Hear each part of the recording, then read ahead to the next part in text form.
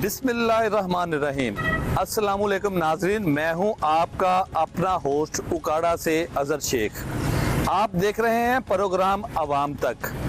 आज हम बात करेंगे उकाड़ा डिस्ट्रिक्ट में आग लगने के वाक़यात के हवाले से किस कदर जानी या माली नुकसान होता है और गुंजान आबाद इलाकों में आग बुझाने के हवाले से फायर फाइटर्स को, रेस्क्यू के जवानों को किन मुश्किलात का सामना करना पड़ता है। इस हवाले से आज हम बात करेंगे रेस्क्यू के अफसरान से, रेस्क्यू के जवानों से, सिविल डिफेंस ऑफिसर से, इसके साथ साथ शहर के तमाम स्टेक होल्डर से, ट्रेड यूनियन से कि आग लगने के वाक़यात की जो बढ़ती हुई तादाद है उसको कैसे कम किया जा सकता है और रेस्क्यू की जानिब से जो बर वक्त रिस्पॉन्ड होता है उनको किस किस मुश्किलात का सामना करना पड़ता है। गुंजान आबाद इलाकों में आग बुझाने के अमल में क्या दुश्वारी होती है और किस तरह से आग लगने के वाक़यात में फौरी काबू पाने के लिए मजीद आसानी और बेहतरी लाई जा सकती है, ताकि हर साल जो आग लगने के वाक़यात में कीमती जानों का ज़िया होता है, लोग झुलस कर जख्मी हो जाते हैं, इसके साथ साथ जो अमलाक को नुकसान पहुंचता है उसको कैसे रोका जाए, फसलों की बाकियात को आग लगाने के हवाले से कैसे रोका जाए और किस तरह से रिस्पॉन्ड का जो काम है उसमें बेहतरी लाई जा सके और जो मुतासरा इलाकों में जो वहाँ पर लोग मुतासर होते हैं, जो झुलस जाते हैं, उनको हस्पताल मुंतकिल करने के लिए जो फायर ब्रिगेड अमला को जो मुश्किलात दरपेश होती हैं उनको किस तरह से कम किया जा सके, ताकि जो आम लोगों के लिए आसानी हो, उनकी जानें बचाई जा सके, उनके अमलाक को बचाया जा सके, उनके माल मवेशी को बचाया जा सके और जो हर साल करोड़ों अरबों रुपए की अमलाक जो है वो जलकर राख का ढेर बन जाती हैं, उनको किस तरह से महफूज किया जाए। और इसके साथ साथ शहर के जो बड़े बड़े मॉल्स हैं, जो शॉपिंग सेंटर हैं या जो सरकारी अदारे हैं, वहाँ पर आग लगने के वाक़यात को रोकने के लिए और वहाँ पर आलात की फराहमी के हवाले से क्या क्या डिस्ट्रिक्ट की सतह पर इकदाम उठाए गए हैं, इस हवाले से डिस्ट्रिक्ट इंतजामिया के सरबरा डिप्टी कमिश्नर अहमद उस्मान जवेद से भी तफसीली बात होगी। उसके साथ साथ रेस्क्यू के डिस्ट्रिक्ट इंचार्ज जफर इकबाल से भी उनका मौक़िफ़ लेंगे और ये जानेंगे कि इस तरह के वाक़यात की रोकथाम के लिए और नुकसान में कमी के लिए क्या क्या इकदाम उठाए सकते हैं और इसके साथ साथ पॉलिसी मेकर और पंजाब हुकूमत को किस तरह कानून साजी करके इसमें बेहतरी लाई जा सकती है, उस पर आज तफसीली बात की जाएगी। तो आइए बात करते हैं डिस्ट्रिक्ट रेस्क्यू 1122 के इंचार्ज जफर इकबाल से कि उनका इस हवाले से क्या कहना है। जी नाज़रीन, आज हम बात कर रहे हैं डिस्ट्रिक्ट उकाड़ा में आग लगने के वाक़यात में, जहां माली और जानी नुकसान होता है, वहीं इस अमला को बचाने के लिए रेस्क्यू 1122 का जो अदारा है वो किस तरह से डीजी रेस्क्यू रज़वान नसीर की ज़ेरे क़ियादत उनके विजन की रोशनी में काम कर रहा है। मेरे साथ यहाँ पर मौजूद हैं रेस्क्यू 1122 के डिस्ट्रिक्ट इंचार्ज जफर इकबाल, इनसे जानते हैं। जफर साहब अस्सलाम वालेकुम। वालेकुम अस्सलाम जी, थैंक यू सर। ये बताइएगा कि डिस्ट्रिक्ट उकाड़ा में ज़िलाई हेडक्वार्टर रेस्क्यू के अलावा कितने और स्टेशन हैं और आग लगने के वाक़यात एक साल में कितने हो चुके हैं और रेस्क्यू ने कैसा रिस्पॉन्ड किया, अब तक की क्या सूरत हाल है, और इसके साथ साथ ये भी बताइएगा कि आपको क्या दुश्वारी पेश आती है। बिस्मिल्लाहिर्रहमानिर्रहीम। पहले तो जी थैंक यू वेरी मच। हम इस वक्त सेंट्रल स्टेशन पे खड़े हैं जो हमारा डिस्ट्रिक्ट हेडक्वार्टर भी है। इसके अलावा हमारे पास तहसील इनाला में एक ऑफिस है और तहसील दीपालपुर में 2 ऑफिस है और तीसरा हमारा अभी प्रपोज हुआ है। जैसे तहसील हेडक्वार्टर में और हवेली लखा में हमारे स्टेशन फंक्शनल है। अगर हम बात करें कि फायर इंसिडेंट में सितंबर टू सितंबर एक साल की बात करूं तो 700 से ज़्यादा फायर इंसिडेंट हमारे पास उकाड़ा में हो चुके हैं। हमें लगता है वैसे कि शायद हमारा शहर छोटा है तो आग लगने के इतने वाक़यात नहीं होते, तो एक साल में 700 से ज़्यादा इंसिडेंट हो चुके हैं। जफर साहब, ये बताइएगा कि जिस तरह से आपने ये मुझे जो अदादोशुमार बताए हैं, ये तो एक बड़ा जो है ना अदादोशुमार है, तो इतने 36 लाख की आबादी में 700 वाक़यात का हो जाना ये लम्हा फिक्रिया है। आप क्या समझते हैं जो गुंजान आबाद इलाकों में इस तरह के वाक़यात होते हैं वहाँ नुकसान का अंदेशा ज़्यादा होता है, तो रेस्क्यू के जवानों को क्या मुश्किलात होती हैं और आप इस हवाले से हमारे प्रोग्राम के थ्रू आम आवाम को क्या मैसेज देना चाह रहे हैं? अब 2 चीज़ें जी मैं ऐड कर दूं। पहले तो जैसे मैंने कहा 700 से ज़्यादा इंसिडेंट हैं और इस पर अल्हम्दुलिल्लाह बर वक्त जो रिस्पॉन्स किया गया उससे जो मिलियंस के हिसाब से लोगों का लॉस है वो सेव किया। जो लॉस है, अगर 200 मिलियन लॉस है तो 700 मिलियन से ज़्यादा सेव हुआ है जो टाइमली रिस्पॉन्स और प्रोफेशनल मैनेजमेंट से। अब आते हैं हमारे जो तंग बाजार से जिधर एक्सेस मुश्किल है, वहाँ पे आपको पता है कि फायर ट्रक का पहुँचना मुश्किल होता है। जितनी देर से फायर ट्रक पहुँचेगा उतना रिस्पॉन्स नुकसान होने का अंदेशा ज़्यादा हो जाता है। अब जब तंग गलियों में कहीं पे फायर इंसिडेंट होता है, वहाँ पे फायर ट्रक नहीं पहुँचा, हमें बड़ी लंबी लेंथ बिछानी पड़ती है, जिसकी वजह से हमारे स्टाफ को वहाँ तक पहुँचने में प्रॉब्लम होती है। अब एज ए ज़िम्मेदार शहरी सिटीजन हमें करना क्या चाहिए? मैं अगर ये स्टैट्स देखूँ तो सबसे ज़्यादा शॉर्ट सर्किट के इंसिडेंट्स होते हैं। तो शॉर्ट सर्किट को अवॉइड कैसे किया जा सके? हमें अपनी वायरिंग को चेक करवाना चाहिए, एटलीस्ट एनुअली चेक करवा लें। और जितनी हमारी ओल्ड वायरिंग है, बहुत पुरानी वायरिंग है, उसको हमें रिप्लेस कर लेना चाहिए। घरों के अंदर, दुकानों के अंदर, प्लाजों के अंदर हमारे प्रॉपर सर्किट ब्रेकर होने चाहिए। मैं एक बात आपको ऐड करूं कि हम लोग करोड़ों अरबों रुपया खर्च करके प्लाजाज और मार्केट्स बनाते हैं। हम जो ब्रेकर होते हैं वो मार्केट से यूज ले आते हैं। मैंने ऐसे भी देखे लोग कि मार्केट से यूज्ड ब्रेकर, भाई अगर यूज्ड ब्रेकर बाहर से आया है तो अब वो काम का तो नहीं है।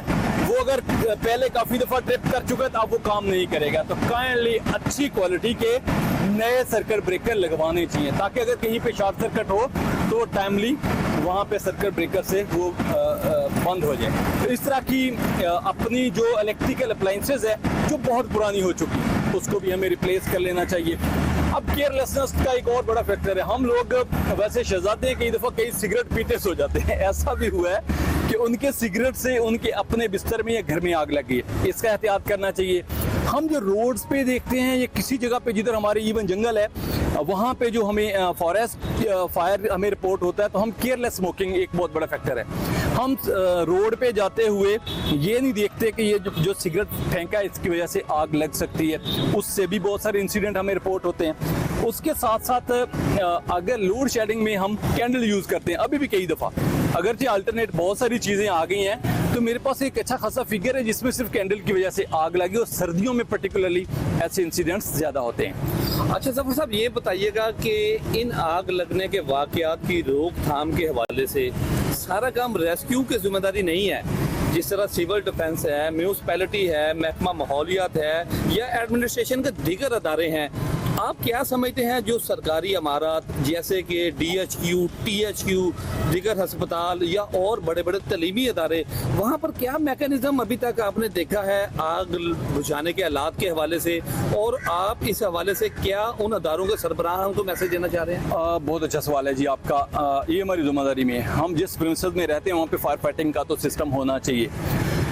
रेस्क्यू 1122 एक कैंडल लाइट है जो बिल्कुल अंधेरे में एक रोशनी है। हम हॉस्पिटल्स की ट्रेनिंग करवा रहे हैं। हम THQ, DHQ की फायर सेफ्टी की ट्रेनिंग पहले करवा चुके हैं। हम जितने बड़े तालीमी इदारे हैं उनकी ट्रेनिंग्स करवा चुके हैं। हॉस्पिटल्स के अंदर तो फायर एक्सटिंग्विशर्स इंस्टॉल भी हैं।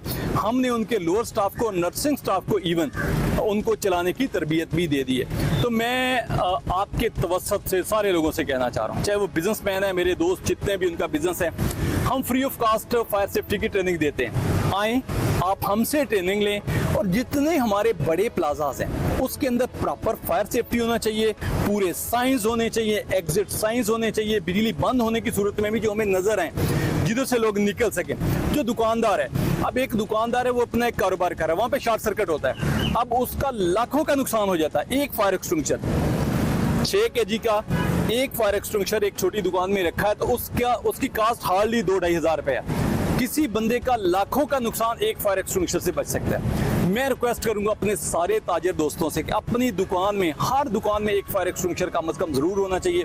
उसको चलाने की तरबियत हम हर वक्त तैयार हैं, जब कहीं हम उसको चलाने की तरबियत दे सकते हैं। इस तरह से हम लाखों का नुकसान बचा सकते हैं। अच्छा जफर साहब, मेरा आखिरी आपसे सवाल है कि हमारे देखने में, हम चूंकि ग्रास रूट लेवल पे भी जाते हैं, हमारे देखने में और सुनने में ये बातें अक्सर आती हैं कि कुछ जो बड़ी बड़ी संतें हैं या छोटी संतें हैं वो इंश्योर्ड होती हैं, तो आग लगने के जो वाकयात होते हैं क्या आप समझते हैं कि ऐसे भी इसमें मुहर्रकात होते हैं कि ये खुद से भी कोई आग लगा दी जाए? अगर ऐसे मामले रिपोर्ट होते हैं तो इनके खात्मे के लिए, इनके घेरा तंग करने के लिए हमें क्या सोचना चाहिए जी? एक्चुअली जी रेलेवेंट और भी बहुत सारे डिपार्टमेंट्स हैं और जो इंश्योरेंस कंपनीज होती हैं डेफिनेटली वो इन्वेस्टिगेट करती हैं मैटर्स को कि ये आर्सन था, खुद से लगाई गई या ये लगी है फायर। शायद हम कोई ऐसा मैकेनिज्म हमारे पास नहीं है कि जब हमें कॉल आती है तो फायर डेवलप हो चुकी होती है, तो जब हम डेवलप फायर पे जाते हैं तो शायद इमीडिएटली उसको ये फाइंड आउट करना कि ये आग लगी है या लगाई गई, ये एक मुश्किल प्रोसेस है। हाँ, सम टाइम ऐसे होता है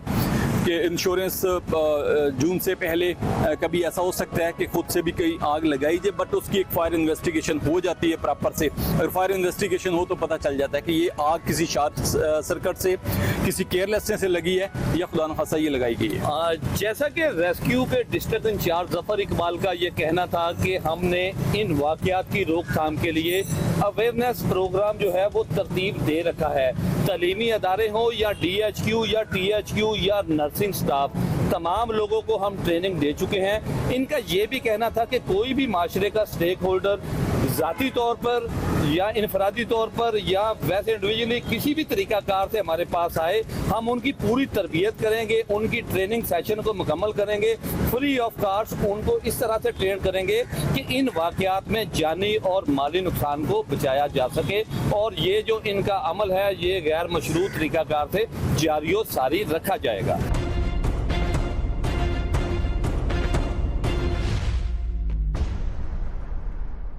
जी, हम बात कर रहे हैं आग लगने के वाकयात के हवाले से रिस्पॉन्ड करने के लिए और लोगों के जानो माल के नुकसान को महफूज बनाने के लिए।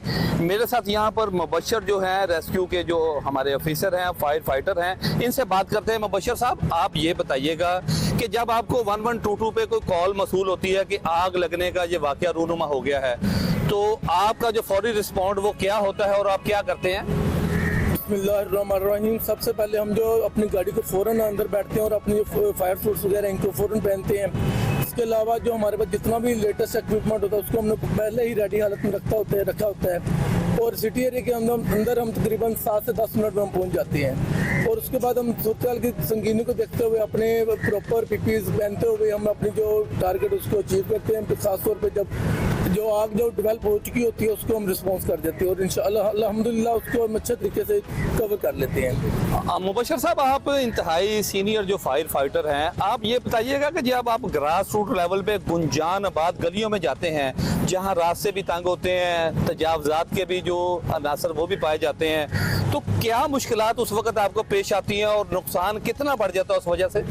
सर, सबसे पहले जो हमारा होता है वो गोल्डन आवर होता है, तो गोल्डन आवर को हमने उसको कवर करना होता है। उसके अंदर जब भी तंग गलियां वगैरह आ जाती हैं या भी खासतौर पर अगर तंग गलियां ना भी हो तो लोगों तारे वगैरह जो है वो प्रॉपर हाइट पे नहीं होती, तो उसको रिस्पॉन्स करने के लिए हम उसको या तो तारों को कोशिश करते किसी तरीके से ऊपर करके मूव कर जाते हैं और अगर तारे वगैरह ना मूव हो फिर हम लंबी लाइन वगैरह हमारी हम होज बिछा लेते हैं, लेआउट कर लेते हैं। उसके बाद हम अपनी गाड़ी लोकेशन उसको तक पहुँचने की कोशिश करती है।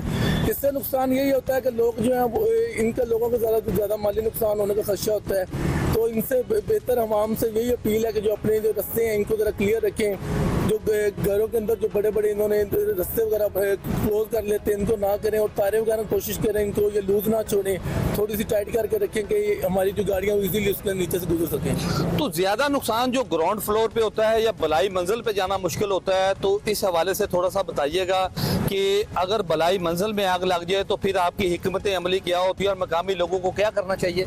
सर, सबसे पहले मुकामी लोगों को हमारे लिए जो रास्ता जो बिल्कुल हमारे लिए क्लियर एक्सेस हमें देनी चाहिए, ठीक है। उसके अलावा जो जहाँ पे भी आग लगने का ज़्यादा चांस हो इनको चाहिए कि वो जो जगह अपने प्रॉपर अपने सामान को रखा हो ताकि हम किसी भी जगह पे पहुँचने के लिए हम ईजी हो जाएं। और बलाई मंजिल के खास तौर पर बात करूँ तो उसके लिए जो स्टेयर केसेस वगैरह बाहर से बनी होती हैं इनको विंडोज़ जो प्रॉपर बनी हो ताकि उसके अंदर से आना जाना ईजी हो या वेंटिलेशन का प्रॉपर इस्तेमाल किया हो ताकि आग लगने के जो चांसेस है वो कम हो जाए। जैसा कि फायर ऑफिसर मुबशर ऑफिसर का ये कहना था कि जब कहीं आग लगने का कोई वाकया रूनुमा हो तो मकामी लोगों को चाहिए कि रेस्क्यू को फैसिलिटेट करें, उनके लिए आसान रास्ते बनाए जाएं और ताकि वो बर वक्त रिस्पॉन्ड कर सकें। तो मेरे साथ यहाँ पर डिस्ट्रिक्ट के जमात इस्लामी के अमीर रिजवान अहमद मौजूद हैं, इनसे जानते हैं। रिजवान साहब, अब ये बताइएगा कि आप क्या समझते हैं कि हर साल मुतअद्दिद लोग कीमती जानों का उनका ज़िया हो जाता है, इसके साथ साथ कीमती अमलाक भी जल जाती हैं, भारी नुकसान होता है, आप क्या समझते हैं इस हवाले से क्या होना चाहिए? बिस्मिल्लाहिर्रहमानिर्रहीम। अजहर भाई, मैं सबसे पहले तो उकाड़ा डिस्ट्रिक्ट के हवाले से ये बात करूंगा कि ये जो आग लगने के मामलात हैं, इसमें जो बुनियादी ज़रूरत है वो बंद यूनिट होना चाहिए हमारे हॉस्पिटल के अंदर। इसकी ऐसी ज़रूरत है ताकि हमारे जो कीमती असासे हैं, जाने हैं, उनको बचाया जा सके, यहाँ से लाहौर और साहिवाल लोगों को ना भेजा जाए।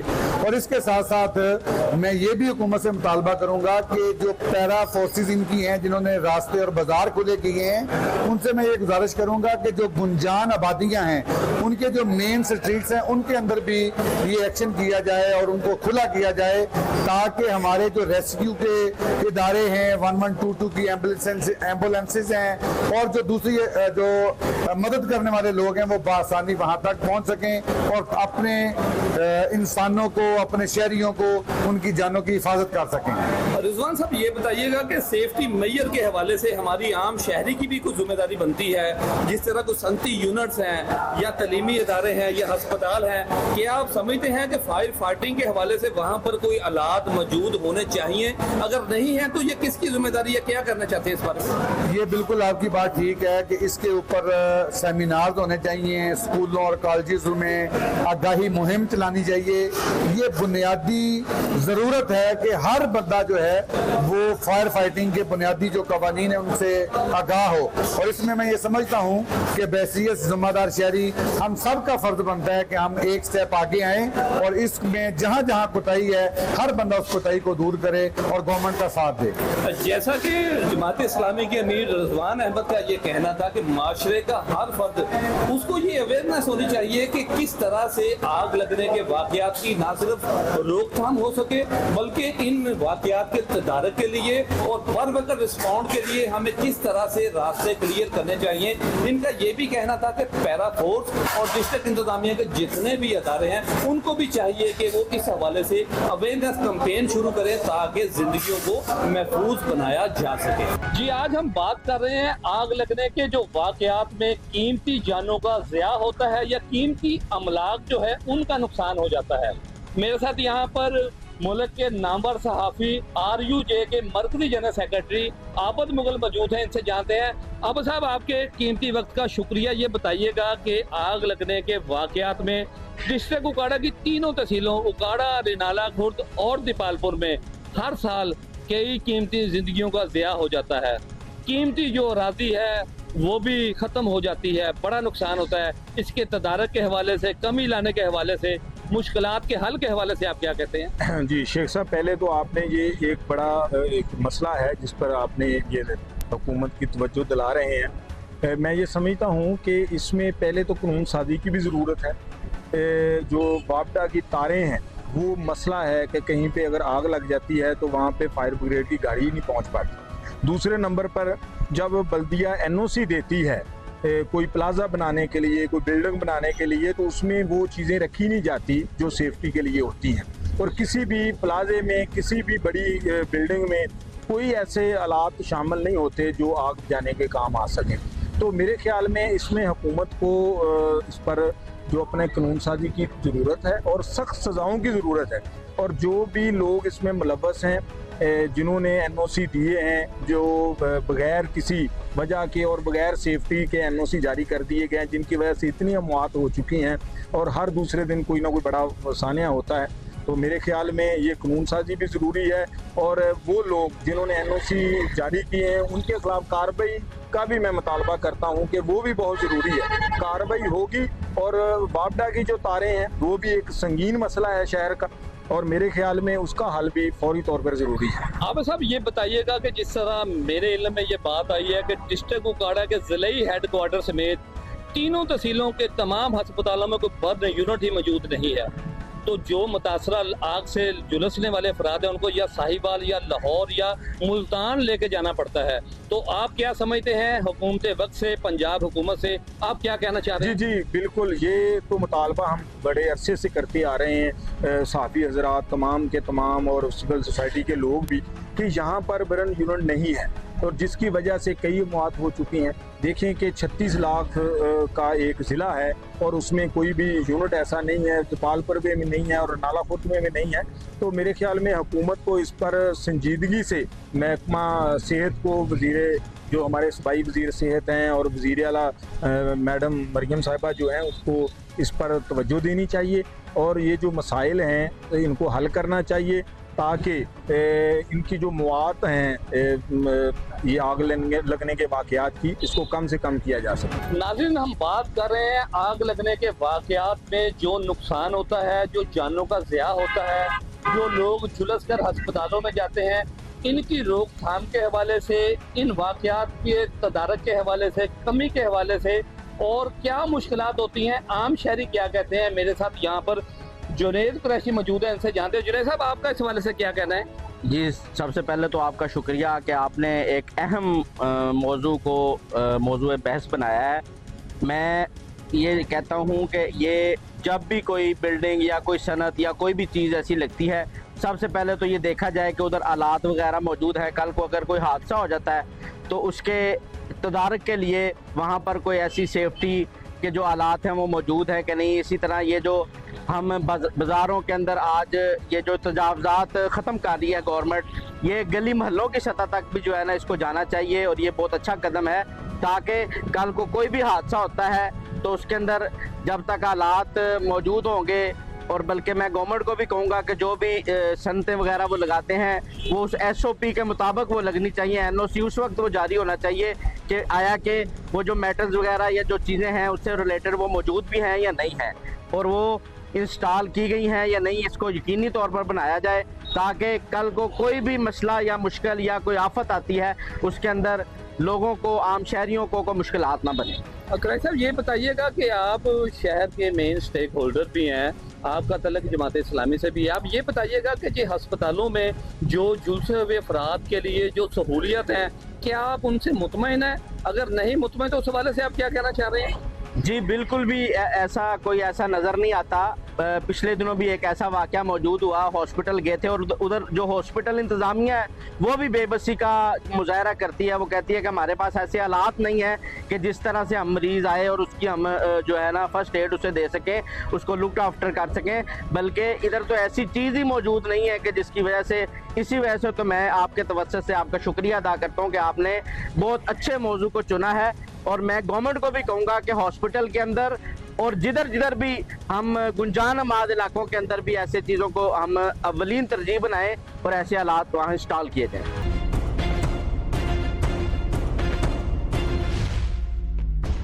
आज बिल्कुल, आज हम इंतहाई अहम और हसास नौइयत के मामला पर जो बात कर रहे हैं कि आग लगने के जितने वाकयात होते हैं उनमें रेस्क्यू टीमों, सिविल डिफेंस, म्यूनिसिपैलिटी और दीगर अदारों को क्या क्या मुश्किलात होती हैं, और उनके तदारक के हवाले से मेरे साथ यहाँ पर उकाड़ा के सीनियर जर्नलिस्ट तारक नवीद मौजूद हैं, इनसे जानते हैं। तारक साहब, आप बताइएगा कि इन वाकयात के तदारक के हवाले से और कीमती जानों के ज़िया में कमी लाने के हवाले से, कीमती अमलाक को बचाने के हवाले से आप क्या कहना चाह रहे हैं? जी, सबसे पहले तो ये है कि जब कोई बड़ी बिल्डिंग बनती है, फैक्ट्री लगती है, तो वहाँ पे आग बुझाने वाले जो आलात हैं उनको इंस्टॉल किया जाना चाहिए। उसके बगैर बिल्कुल भी NOC जारी नहीं होना चाहिए। और दूसरी बात यह है कि अब जबकि पीरा फोर्स पूरे इलाके में काम कर रही है तो इनको चाहिए कि जो गुंजान आबाद इलाके हैं, बाज़ार हैं, जहाँ पे रेस्क्यू 1112 ने माजरत का इजहार किया था कि यहाँ पे हमारी जो व्हीकल्स हैं, आग बुझाने वाली जो है फायर व्हीकल्स, वो यहाँ दाखिल नहीं हो सकती, तो वहाँ पे रास्ता बनाना चाहिए ताकि फायर व्हीकल वहाँ पे पहुँच सके और फौरी तौर पर आग पर काबू पाया जा सके। एक तो ये बहुत बड़ा मसला है। और दूसरा जो मसला है वो हमारे रोड के ऊपर जो ट्रैफिक है वो अक्सर बेशतर जैम रहती है, जिसकी जिम्मेदार ट्रैफिक पुलिस है। इनको चाहिए कि रोड्स के ऊपर ट्रैफिक कतई ब्लॉक ना होने दें ताकि इमरजेंसी की सूरत में किसी भी व्हीकल को रास्ता साफ मिले। और एक जो अहम इशू है अजहर साहब, आपने अच्छी बात की है, आप तक का मैं बहुत मशकूर हूँ कि इन्होंने इस जो एक हसास इशू की जानब तवज्जो दिलाई है। वो डिस्ट्रिक्ट अस्पताल उकाड़ा में बर्न यूनिट का बाकायदा तौर पर ऑपरेशन ना होना। अभी पिछले दिनों यहाँ पे एक बाप ने अपने बेटे के और 2 बेटों को और अपनी बेगम को आग लगाई है, तो उनको फौरी तौर पर यहाँ तिब्बी इमदाद नहीं मिल सकी, जिसकी वजह से चारों की, जहाँ तक मेरे इल्म में, चारों की डेथ होगी। और मैं मरियम नवाज साहबा से, जो कि वज़ीर आला पंजाब हैं, उनसे रिक्वेस्ट करूँगा कि इन मामलात पर खुसूसी तवज्जो दें और अब तक की ये जो रिपोर्ट है इसको सामने रख कर इन मामलात को देखें कि ऐसे बड़ी फैक्ट्रियाँ, प्लाजे और बड़ी बड़ी बिल्डिंग्स जो हैं उनको जब तक वहाँ पे फायर के मुतलका जो आलात है इंस्टॉल ना हो, इजाज़त बिल्कुल भी। तारक साहब ये बताइएगा कि माशरे के हम भी फ़र्द हैं, आप भी फ़र्द हैं, सीनियर सिटीज़न भी यहाँ पर मौजूद हैं, दीगर भी लोग मौजूद हैं। ये बताइएगा कि आप बीइंग ए सिटीज़न माशरे के लोगों को क्या मैसेज देना चाह रहे हैं? सर मैं इनको कहूँगा अपना रवैया दुरुस्त करें। हम एम्बुलेंस को देखते हैं, हम फायर व्हीकल गाड़ियों को देखते हैं तो हम उसका दौड़े लगानी शुरू कर देते हैं। हमें चाहिए कि हम रास्ता छोड़ दें, हम साइडों पे खड़े हो जाएं। हम ये नहीं करते। बतौर सिटीज़न अगर आप पूछते हैं, इंतहाई माजरत के साथ मैं बात करूँगा कि हम उनको रास्ता नहीं देते। दूसरा, हमने अपनी दुकान के 6 फुट बाहर तक अब सामान रखा हुआ है, रोड रुके हुए हैं। खुदा का वास्ता है, जब यहाँ पे आग लगेगी तो फायर व्हीकल ने आना है तो उसको मुश्किलात का सामना करना पड़ेगा। तो इस सिलसिले में हमें एक ज़िम्मेदार शहरी होने का जो सबूत देना चाहिए ताकि ऐसे मामलात की रोकथाम हो सके। जी, आज हम बात कर रहे हैं आग लगने के वाक़यात के हवाले से, जहां कीमती जानों के ज़िया के साथ साथ कीमती जो अमलाक हैं उनका भी नुकसान हर साल हो जाता है। इस हवाले से जो रेस्क्यू से जब हमारी बात हुई तो उनका ये कहना था कि हमें जब रेस्क्यू के लिए, ऑपरेशन के लिए जाना पड़ता है तो हमें बहुत सारी मुश्किलात का सामना करना पड़ता है, जैसा कि आर्जी पुख्ता तजावज़ात, इसके साथ साथ तो इलेक्ट्रिसिटी की तारों के हवाले से और डिस्ट्रिक्ट उकाड़ा में जो बर्न यूनिट के क़याम का ना होना। तो मेरे साथ यहाँ पर डिप्टी कमिश्नर उकाड़ा अहमद उस्मान जावेद मौजूद हैं, इनसे जानते हैं। सर, अब ये बताइएगा, बीइंग ए डिस्ट्रिक्ट एडमिनिस्ट्रेटर, इन तमाम मामलात का सलूशन क्या है और डिस्ट्रिक्ट एडमिनिस्ट्रेटर के तौर पर आपने क्या मैसेज पास किया है? जी, बिस्मिल्लाहिर्रहमानिर्रहीम। जो फायर सेफ्टी है उसको हम बड़ा सीरियसली लेते हैं। इसको हमने इसका तदराक करने के लिए सबसे पहले प्लानिंग स्टेज के ऊपर हमने ये इंश्योर किया है कि जब भी कोई नई बिल्डिंग बने हमारी म्यूनसिपल लिमिट्स के अंदर, तो जो तमाम फायर सेफ्टी के कोड्स हैं उनकी बाकायदा जो कंप्लायंस है उसको इंश्योर किया जाए। वहाँ पे प्रॉपर वायरिंग हो, फायर एक्सटिंग्विशर्स हो। इसके अंदर हमारे 2 महकमा जात जो हैं वो इसके अंदर फुली एक्टिव हैं। सिविल डिफेंस एक NOC इशू करता है किसी भी बिल्डिंग को अप्रूवल से पहले। सिविल डिफेंस के NOC में हमने ये मैंडेटरी करार दे दिया कि तमाम जो फायर सेफ्टी के स्टैंडर्ड्स हैं उनकी कंप्लायंस की जाए, फायर एक्सटिंग्विशर्स हों। इसी तरह जो हमारी लोकल गवर्नमेंट्स हैं, जो हमारी म्यूनसिपल कमेटी और डिस्ट्रिक्ट काउंसिल है, उधर भी ये वाज़ेह हदायत जारी कर दी गई हैं कि आपने इंश्योर करना है अपने NOC से पहले कि तमाम फायर सेफ्टी प्रोटोकॉल्स की एडहेरेंस हो। इसके ऊपर हमने in the first phase awareness की कैंपेन शुरू की है। तमाम जो बड़े बिल्डर्स हैं उनके साथ मीटिंग्स भी हमने इसके ऊपर स्टार्ट कर दी हैं। दूसरी जो आपने बात की हैंगिंग वायर्स की, तो मैं आपको ये बताता चलूँ कि इसके ऊपर हम लेस्को के साथ मिलके एक बड़ा मैसिव लेवल के ऊपर हम ऑपरेशन कर रहे हैं। पहले भी जितनी भी हैंगिंग वायर्स थी उनको हमने बांध के उनको प्रॉपर उनकी प्लेसमेंट करवाई है। और बहुत सी ऐसी जगह आपने देखा कि हमने बाज़ारों को खुला करवाया है, तो वहाँ पे जो बिजली के जो पोल्स हैं उनको भी हम पीछे शिफ्ट करवा रहे हैं एट अ सेफ डिस्टेंस, ताकि जो हमारे फायर टेंडर्स हैं उनकी मूवमेंट के अंदर किसी किस्म की रिस्ट्रिक्शन ना आए। अच्छा सर, जब हमारी रेस्क्यू के सरबराह से बात हुई तो उनका यह कहना था कि हमने ना सिर्फ बहुत सारी जानों को बचाया है बल्कि इसके साथ साथ जो भारी जो कीमती अमलाक थी उनको भी महफूज किया है। लेकिन जब वो शिफ्टिंग के हवाले से DHQ, THQ या दीगर तहसीलों में THQs में लेके जाते हैं तो बदकिस्मती के साथ हमारे यहाँ पर कोई बर्न यूनिट नहीं है। यहाँ तो हमें मुल्तान या लाहौर जो पेशेंट रेफर करना पड़ता है। तो इस हवाले से भी कुछ स्ट्रेटजी बनाइए सर आपने। जी बिल्कुल, मैं ये आपको बताता चलूँ कि गवर्नमेंट ऑफ पंजाब ने मेडिकल कॉलेज की स्कीम को बाज़ाब्ता तौर के ऊपर उकाड़ा के लिए अप्रूव कर दिया हुआ है और हम इसको साउथ सिटी हॉस्पिटल के जो प्रेमिसेस है उसके अंदर मेडिकल कॉलेज का क़याम किया जाएगा, जहाँ पे बर्न यूनिट भी होगा।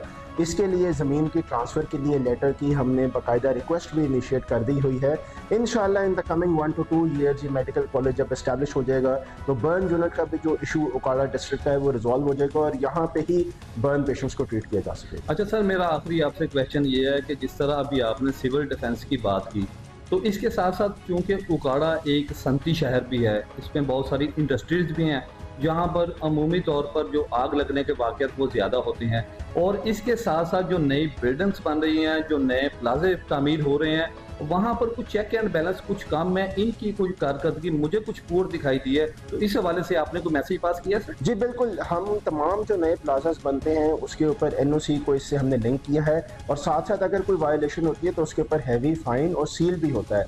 मैं आपको भी रिक्वेस्ट करूँगा अगर कोई ऐसी जगह है तो आप ज़रूर पॉइंट आउट करें, हम उसके ऊपर एक्शन। जी नाज़रीन, आज आपने प्रोग्राम अवाम तक में देखा कि डिस्ट्रिक्ट उकाड़ा की तीनों तहसीलों उकाड़ा, रेनाला खुर्द और दीपालपुर में आग लगने के जितने भी वाकयात हुए हैं उनको फौरी तौर पर रिस्पॉन्ड करने के हवाले से रेस्क्यू 1122 और दीगर अदारों का क्या किरदार रहा है।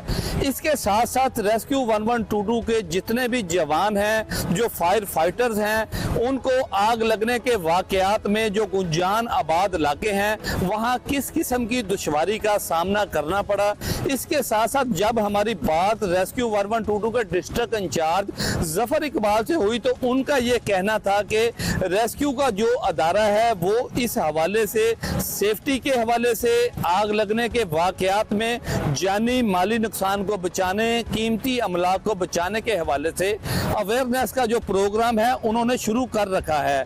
इसके साथ साथ तलीमी अदारों में, THQ में, DHQ में और दीगर अदारों में तुलबा तालबात को, दीगर मुलाजमीन को इस हवाले से ट्रेनिंग सेशन भी वो करवाए जा रहे हैं। इसके साथ साथ जो आम शहरी हैं, ट्रेड यूनियन, वुकला, सिविल सोसाइटी, बल्कि माशरे के हर फर्द को चाहिए आग लगने के वाकयात की रोकथाम के हवाले से ना सिर्फ सिविल डिफेंस, रेस्क्यू 1122, महकमा माहौलियात, म्यूनसिपैलिटी और दीगर रेलिवेंट अदारों का साथ दें, वहीं तजावजात के खात्मे के लिए पैरा फोर्स से भी तावन किया जाए ताकि गुंजान आबाद इलाकों में आग लगने के जो वाकयात हैं उनमें कम से कम नुकसान हो और फौरी तौर पर वहां पर रिस्पॉन्ड किया जा सके। तो नाज़रीन, इस हवाले से मजीद जो अगले प्रोग्राम तक के लिए अपने होस्ट अजहर शेख को इजाजत दें। अपना बहुत ख्याल रखिएगा। अल्लाह हाफिज, अल्लाह निगहबान।